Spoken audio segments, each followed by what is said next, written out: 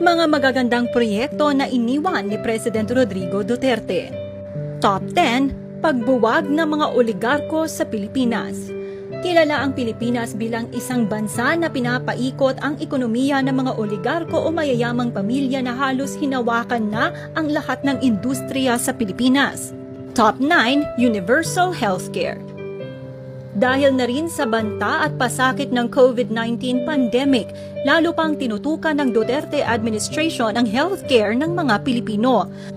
Parte ng Duterte legacy ay ang pagsasabatas ng two landmark laws, ang Universal Healthcare Act at ang Malasakit Center Act. Top 8, red tape reduction. Notorious ang pagiging mabagal ng Pilipinas pagdating sa pagpoproseso ng mga government documents. Madalas sa tuwing kukuha ng iisang requirement, nagsasanga-sanga pa at hindi matapos-tapos na bayarin. Dahil na rin sa red tape procedures at bureaucracia sa bansa, pag-upo ni Pangulong Duterte, isa ito sa kanyang tinutukan. Top 7, independent foreign policy. Pag-upo ni Pangulong Duterte, nanindigan ito na isang bansa ang Pilipinas na may sariling independent policy. Duterte challenged the United States habang nagsimula itong kausapin ng iba't ibang bansa na hindi masyadong malalim mga ugnayan sa Pilipinas gaya ng Russia.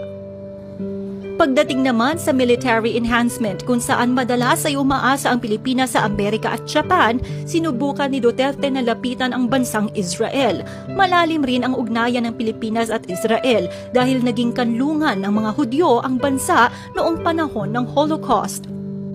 Dahil na rin sa tensyon at sigalot sa West Philippine Sea kung saan nakapwesto na ang China kahit sa balwarte pa ng Pilipinas, nakipag-usap si Duterte sa Pangulo ng bansa na si Xi Jinping. Naputol ang bilateral talks between China and the Philippines noong panahon ni Pangulong Ninoy Aquino. Pero pagdating kay Duterte, ilang beses pumunta doon ang Pangulo para hindi lumala ang tensyon sa West Philippine Sea. Naniniwala si Duterte na mas mainam kaibiganin ng dragon ng Asya kesa kalabanin ito. Top 6, transportation modernization. Isa sa may pagmamalaki ng pamahalaang Duterte ang pagsasaayos ng mga public transportation sa bansa. Tugade increased the RoRo shipping routes from 120 to 181, servicing 223 ships and 2.8 million vehicles. DOTR completed more than 200 airport projects, 400 seaports, and 21 new lighthouses to reach 564 lighthouses. Naisagawa rin ang mga new airport terminals sa Mactan, Clark, Ormoc at Kalibo. Maging ang Bicol Airport ay naisagawa muli after an 11-year delay. Also, NAIA improved from being one of the worst airports in the world to being the most improved by 2018. Nawala na rin ang laglag bala racket noong panahon ni Pangulong Aquino kasi kung saan marami ang mga pasahero sa NAIA ang biglaan na lamang nahuhulihan ng bala kahit wala naman silang bitbit dahil mismo ang mga staff ng airport ang naglalagay nito sa mga bagahe para makakuha ng pera sa mga pasahero. Bago bumaba sa pwesto si Duterte, nasimulan na rin ni Secretary Artugade ang subway sa EDSA. Top 5, passport 10-year validity. Kung dati ay kinakailangang kada 5 taon ay mag-renew ng passport, sa panahon ng Administrasyong Duterte hinabaan ito ng hanggang 10 taon. Maliban na nga lang sa mga bata at sanggol na nananatili sa 5 taon. Top 4, national ID. Isa sa pasakit ng mga Pilipino ang sandamakmak na valid IDs, not just one, but more.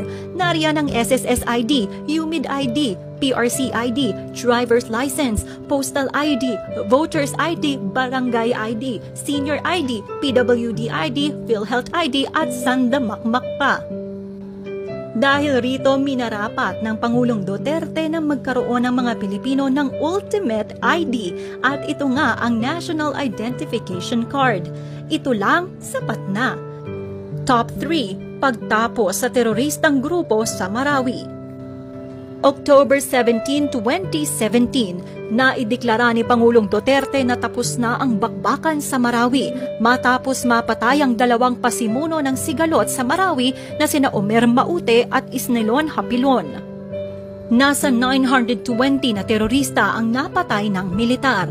Matapos maging malaya ang Marawi sa kamay ng mga terorista, pinag-igting muna ni Pangulong Duterte ang batas militar sa lugar para na rin sa kaligtasan ng mga lokal na residente sa Marawi.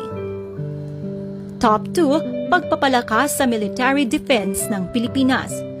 President Rodrigo Duterte's strong support to the armed forces of the Philippines has always been considered as part of his administration's legacies.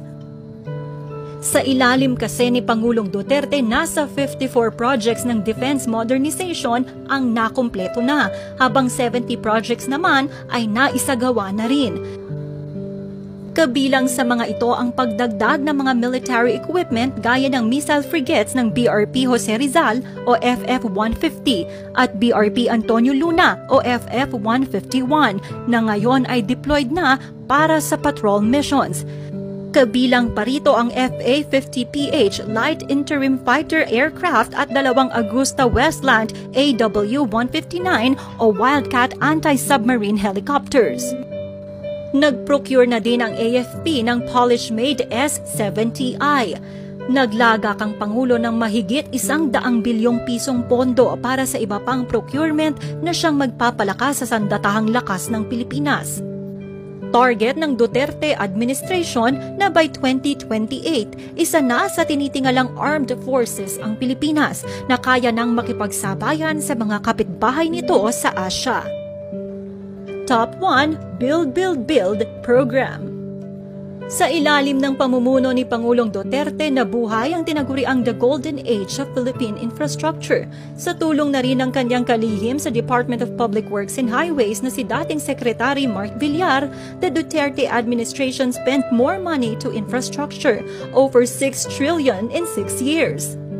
Nakapagtayo ang DPWH ng 145,000 classrooms, 2,000 school buildings, over 5,000 bridges, at 26,500 kilometers of roads, access roads, expressways, at tollways. Pagdating sa infrastructure, tila ito ang numero 1 na pagtagumpayan ng administrasyon ni Pangulong Rodrigo Duterte.